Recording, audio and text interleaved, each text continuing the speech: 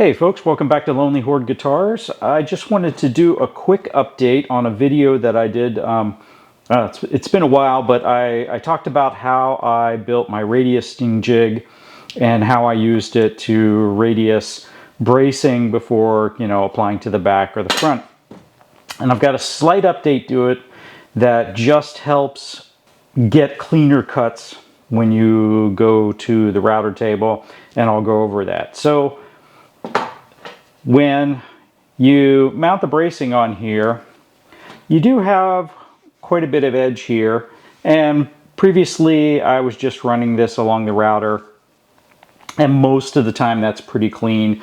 It doesn't end up with any chip out or anything like that, but sometimes you get a harder piece of lumber or you've got a knot or something in there and it does rip it out a little bit. So what I did was I glued a couple strips on here so that I can flip this over and the screws aren't going to make it wobbly. It's nice and flat, and I can run it through the bandsaw. So as before, a little bit of double stick tape.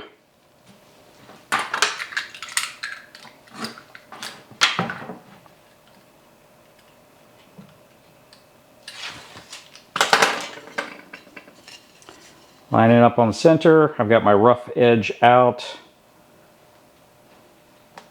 because that's going to get cleaned up by the router. Now let's move over to the bandsaw.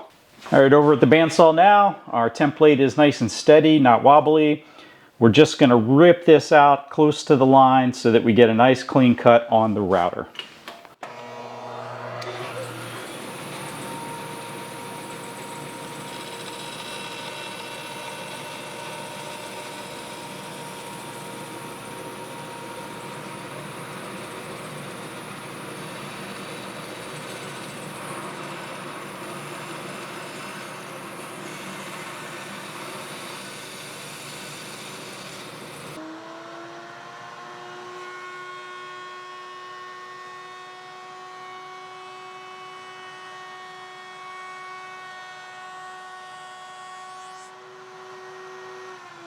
All right, now we've got a nice clean 15-foot radius, so this brace is ready to get glued to the back of a guitar.